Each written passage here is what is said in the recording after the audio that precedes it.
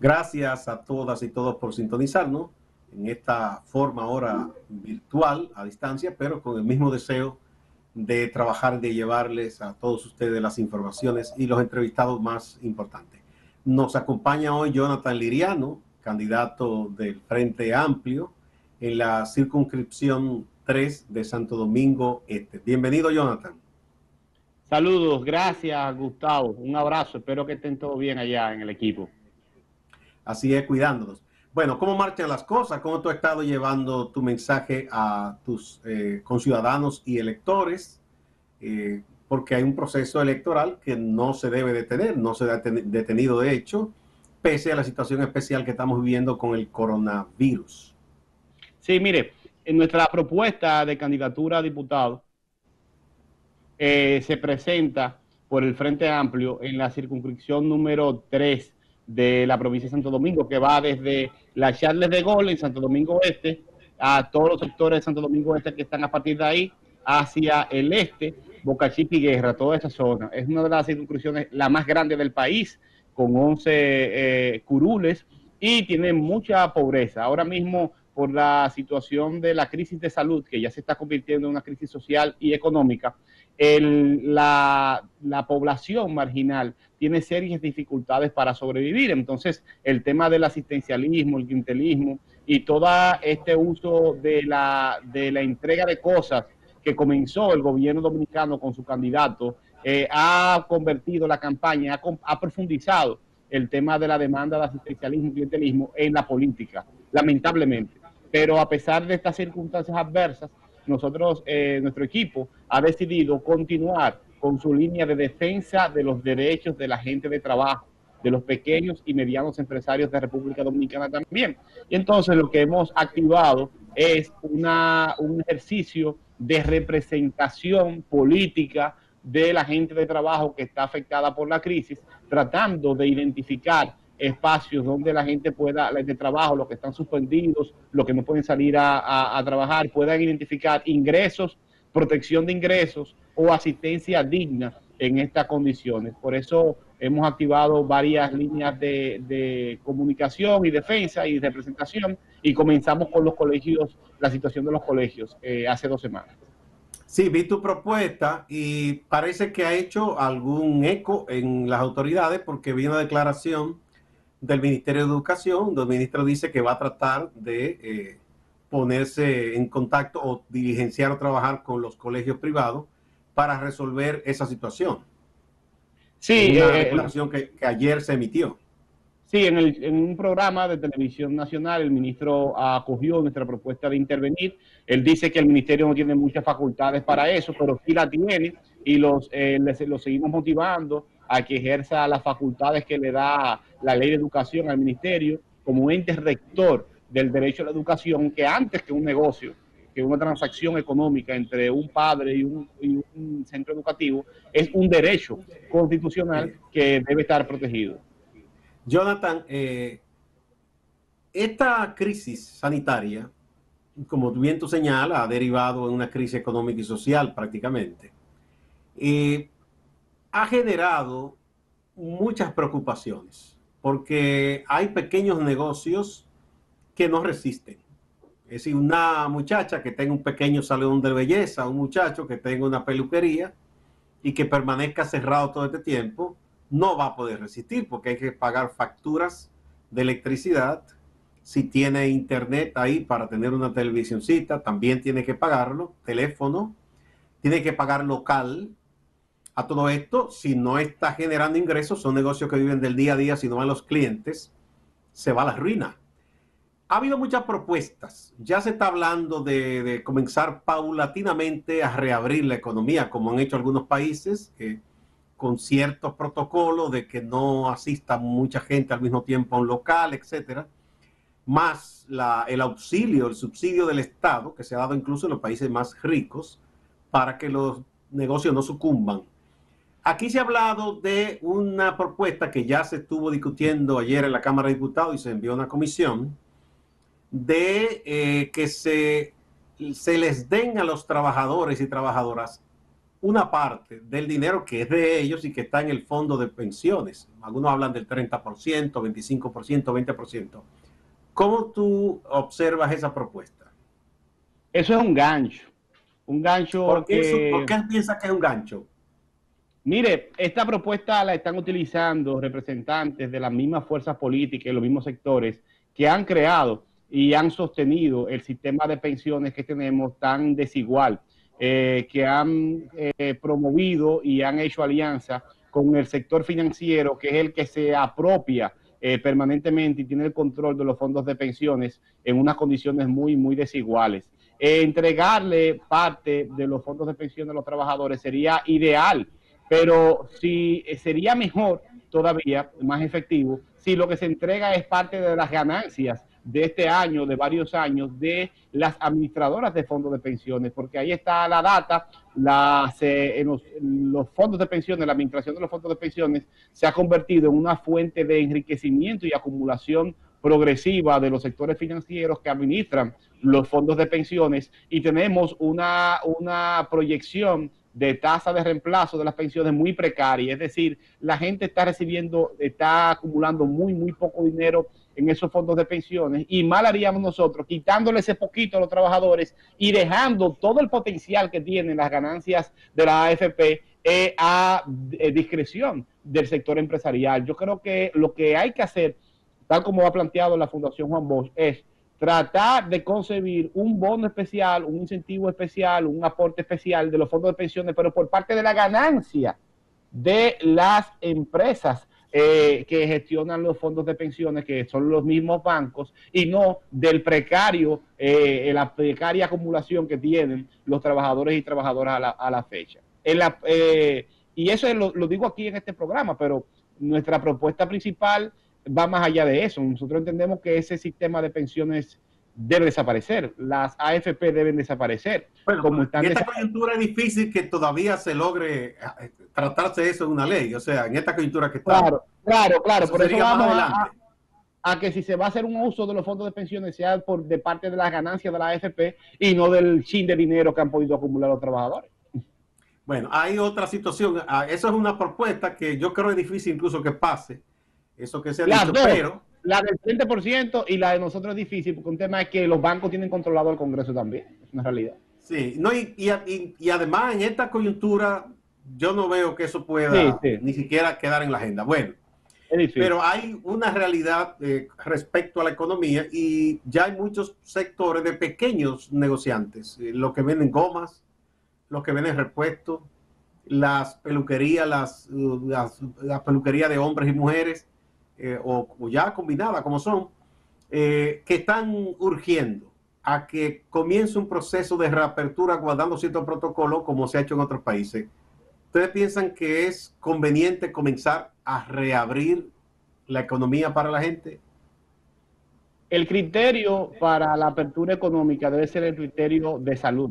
Los especialistas en epidemias, los epidemiólogos, deben ser los que deben trazar la decisión económica, no al revés, porque es en ese sector de la ciencia y del conocimiento donde se tiene la mayor certeza e informaciones sobre el impacto que tendría la apertura económica. Entonces, yo creo que cualquier decisión sobre la apertura de la economía, por más difícil que esté la situación, tiene que darse de si estamos ya seguros, confiados, de que una mayor apertura de la economía no se va a traducir en mayores niveles de infección y mayores niveles de mortalidad por causa del coronavirus en República Dominicana.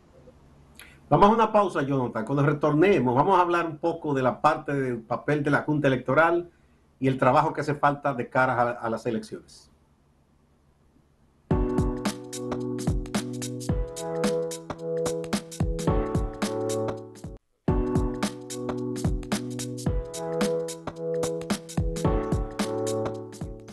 Continuamos con Jonathan Liriano, candidato a diputado de la circunscripción número 3 de Santo Domingo Este, por el Frente Amplio y varias organizaciones.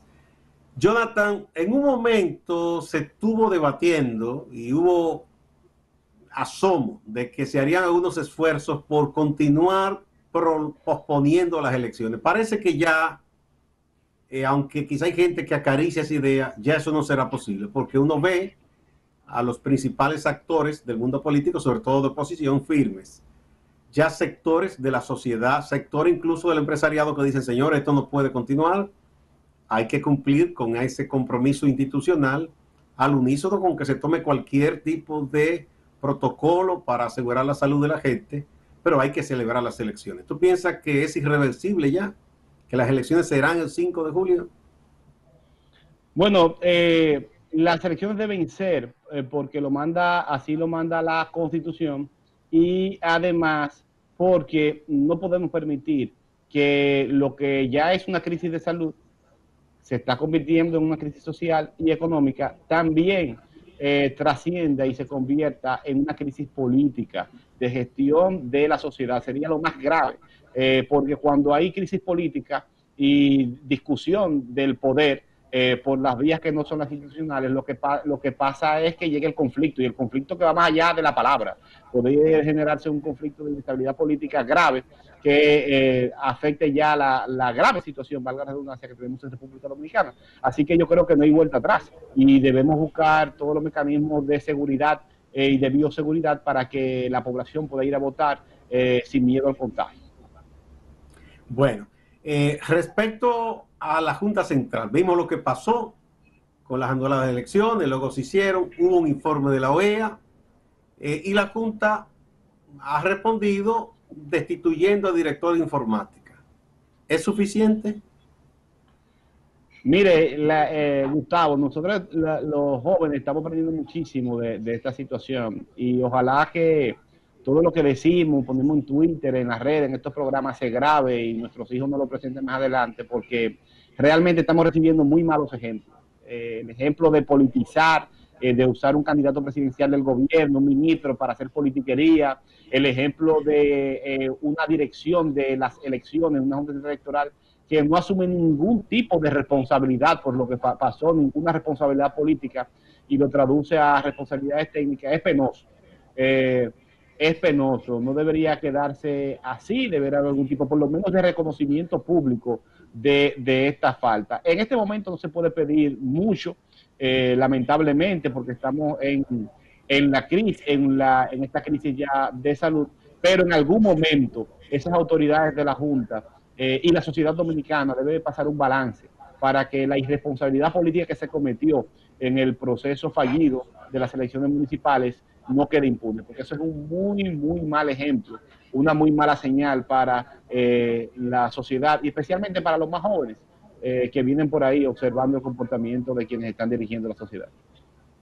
Bueno, en tu circunscripción, que es bastante amplia, a mí me tocó tener contacto, fue rápido, porque es que tuve que asistir a un hecho doloroso. Mi señora madre murió, como tú sabes, Sí, y sí. el 30 del pasado mes tuve que pasar por esa circunscripción y vi que en ese momento la gente estaba haciendo la vida dentro de lo normal, es decir, gente que tenía pequeños puestos de venta de víveres y cosas de esa fruta, la gente en los motoconchos en las esquinas, colmados abiertos, y me preocupó. Y de hecho hablé con unos jóvenes que nos paramos a comprar unos limones, y lo que nos decían era, bueno, es que nosotros si no hacemos esto, ¿cómo podemos llevar la comida a la casa? Ese es uno de los aspectos. Esa es una zona que sabemos que hay mucha gente pobre. ¿Cómo se está haciendo la gente? ¿Está recibiendo la ayuda prometida por el gobierno, el subsidio? ¿O tiene que acudir a cualquier cosa y arriesgarse para poder sostener su familia todavía? No, la ayuda, el gobierno no tiene capacidad logística, ni la capacidad logística, podría tener los recursos. Fíjense cómo teniendo recursos, no pudo gestionar las mascarillas, las pruebas, y duramos semanas sin acceso a los productos básicos de protección del personal médico. Y así mismo pasa con la alimentación, con la asistencia social. El gobierno no tiene esa capacidad y ahora mismo hay mucha gente que está totalmente desamparada. O sea, no es por falta de recursos económicos. No, es que no hay, aquí no hay, el gobierno tiene esa capacidad y prioriza, según reporte que tenemos en esa circunscripción, a compañeros del partido para la misma logística. Entonces, hay mucha gente que se está quedando fuera.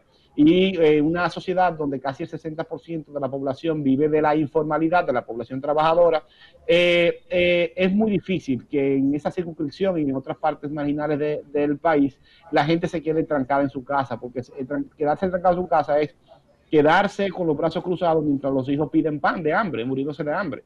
A mí me llegan muchísimas solicitudes de gente cercana que tenía trabajo, que no son indigentes, ni mucho menos, y están en situación de super precariedad, que ya no les da el poco ahorro que tenía y están pasando trabajo, están pasando hambre. Entonces, ahora mismo esa gente está desamparada y realmente es necesario un ejercicio de solidaridad. Por eso yo creo mucho en la unidad de los diferentes sectores sociales, políticos, económicos del país para que se haga un trabajo solidario sin politiquería, sin uso electoral, porque realmente es necesario. Mucha gente está pasando trabajo y el gobierno no da abasto y el gobierno tiene la capacidad de darle respuesta a una crisis como esta. Porque lo que la ¿Cómo gente está tendría viviendo que es... hacerse para que esta distribución necesaria, obligatoria, diría, porque los estados tienen responsabilidad con su gente y si la gente no puede trabajar, para que no sea permeada por la politiquería, por el clientelismo, para que no se utilice de manera electorera? ¿Cómo se debe hacer? Mire, llegamos tarde primero, Gustavo, porque comenzó a politizarse desde el Palacio Nacional, generando todas las condiciones para que el candidato oficialista salga como Superman a entregar cosas sin saber, sin ningún tipo de fiscalización. Lo ideal sería que sean los sectores sociales que tienen contacto con la base de la sociedad, que conocen dónde están las prioridades, los párrocos, los pastores, las juntas de vecinos, tienen contacto directo con la sociedad, saben dónde hay mayor o menor necesidad. Entonces, y tienen además equipos hasta de voluntarios que no cobrarían por hacer parte del trabajo. Eso sería lo ideal, que los políticos y sectores económicos se articulen con la base organizada de la sociedad, tejido social, logístico, que tiene decenas de años existiendo en algunos casos. Esa sería la base ideal para hacer esa articulación y darle protagonismo a esos actores y no a los actores políticos electorales que por su propia naturaleza y en la competencia siempre querrán sacarle un provecho político electoral, lamentablemente. O sea que el gobierno actuó sin tomar en cuenta para nada la realidad social en el territorio. ¿Quién es quién? ¿Quién es el líder natural? ¿Quién tiene alguna coordinación, alguna colectividad, una junta de vecinos, una iglesia? No se tomó en cuenta nada de eso. Es que el gobierno cerró las puertas a la articulación y a la unidad de entrada. Dijo, tránquese su casa, yo resuelvo.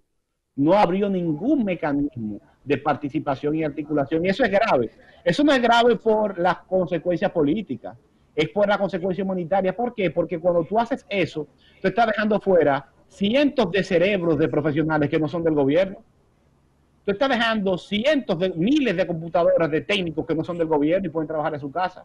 Tú estás dejando fuera cientos, miles de manos de sacerdotes, de monjas, de pastores, de enfermeras, de seres humanos que no son de la logística del gobierno, que no están en la estructura del gobierno, pero que pueden ayudar y que tienen mayor conocimiento que cualquiera de la realidad concreta del callejón de donde viven, de la realidad concreta del municipio de donde viven. Eso es para mí, más adelante lo reflexionaremos, una de las peores acciones que se han cometido en esta crisis, que es cerrar la puerta al uso de los recursos humanos, logísticos e intelectuales que tenemos en la base de la sociedad para poder darle respuesta de manera conjunta a la mayor crisis de salud de toda nuestra historia. Bueno, vamos a una pausa, Jonathan, retornamos en breve.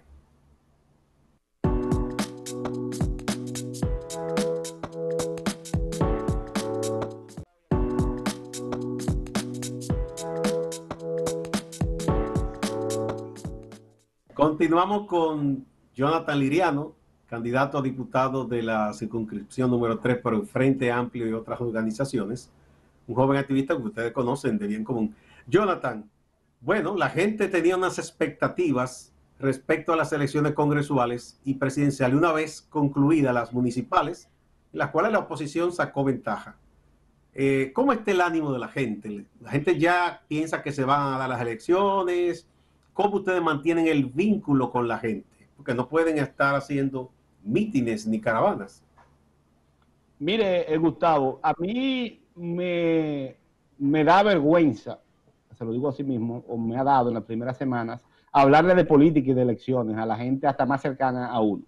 Porque lo que se está viviendo es una situación muy dramática, especialmente en la zona donde hay pocos recursos económicos y la gente le está pasando muy, muy, muy mal. Pero ya han pasado las semanas, la gente sabe que hay que hacer elecciones y nos toca. Y lo que estamos haciendo utilizando las redes sociales, el trabajo uno a uno, cada quien en su casa, en nuestro equipo, para sumar voluntades y para visibilizarnos y acercar, llevar nuestro mensaje a la gente, estamos enfocándonos en el trabajo de representación que debe hacer un diputado y estamos tirados al medio, como dicen, defendiendo los intereses de la gente trabajadora y de los pequeños y medianos empresarios, de los padres que le están pagando, no quieren pagar la cuota completa si no reciben clases, y eso es justo, de los docentes para que no se queden desempleados, del personal de supermercados, cajeras y empacadores que están trabajando muchísimo, arriesgando muchísimo y están cobrando igualito. Mientras los supermercados están generando mucha riqueza, proponemos que haya un incentivo también para ellos. Y eso es lo que estamos haciendo. Estamos tratando de utilizar las vías digitales para evitar el contagio y en los próximos días tomaremos otras acciones de defensa del interés colectivo, porque al final vamos a elecciones y la gente sabe, la mayoría de la gente quiere un cambio y quiere que le den la oportunidad de participar por vías seguras. Bueno, la campaña no ha cesado, sobre todo al nivel presidencial y sobre todo del No. candidato del PLD, que, como tú decías, está tirado a la calle con muchos recursos. Ha comenzado de nuevo, estaba haciéndose en las redes, pero ya de manera directa en los medios tradicionales, la guerrita de las encuestas. Tú has visto muchísimas encuestas. ¿Qué tú piensas? ¿Cómo tú ves la correlación de fuerza, oposición, oficialismo en estos momentos? Yo pienso que en un momento el oficialismo trató de asfixiar a toda la oposición, cerrando las puertas de la participación, de las ayudas sociales. No querían que instalara Luis Abinader un hospital, trataron de trancarlo. Y se sintió así, creo que se sintió así, que el gobierno llevaba cierta ventaja, pero creo que eso ha cambiado ahora mismo. Y creo que ya es evidente. Tengo información también en las redes sociales, le va muy mal al oficialismo porque la gente lo ve como oportunismo, como un uso desmedido de los recursos públicos, un abuso en la competencia, y por lo menos en los informes que tenemos de redes sociales profesionales le va muy, muy mal. Y creo que al final, en vez de sacarle provecho a la crisis, el gobierno lo que ha sido irresponsable y la gente le va a pasar factura en las elecciones de julio próximo. Este uso que se hace, yo digo que desmedido, de las redes sociales, sobre todo Twitter, No, creando una cosa tendencias. extraordinaria. Yo nunca había oído eso. ¿Qué efecto puede tener eso? Tú que eres joven, porque los que somos ya old fashion, no, esas cosas no nos impactan tanto, pero en los jóvenes, ¿qué efecto puede tener eso? Que se cree una tendencia sobre algo, repitiendo una Sí, cosa. no, lo que hace el gobierno es utilizar una técnica muy antigua de los medios de comunicación, que es el control de la agenda seria. Es tratando de, aunque no gane simpatía directa, el tema que se coloque sea el de él. Entonces tienen una estrategia muy agresiva, no le dan un chancecito a nadie, invierten parece cientos, miles de pesos diarios, millones, para que no aparezca la perspectiva de la oposición. Entonces, aunque resulten agresivos y generan cierto rechazo en la clase media, controlan la agenda y tienen a su candidato en el centro de la agenda. Siempre hay parte de la población que se convence hasta de las mentiras y de las manipulaciones. Ellos están apostando a eso, en el marco del control de la agenda, tratar de colocar a su candidato como alguien que no sabe hablar, que no tiene idea, pero que resuelve y que le lleva comida y solución a la gente. Pero en la clase media creo que tiene un efecto contrario y creo que en sentido general la gente es más inteligente de lo que está apostando el gobierno y no le va a dar su apoyo. Pero eso es desastroso en términos de clase media. Muchísimas gracias a Jonathan Liriano por concedernos este tiempo. Sabemos que tienes también una agenda de trabajo muy cargada. Así que muchas gracias. Que se sigan cuidando tú y tu familia, ¿verdad? Hasta que todo esto pase y el país vuelva a la normalidad. A ustedes también, amigas, amigos, gracias. Y seguimos en Acento TV y en Acento Portal. Muchas gracias, Gustavo.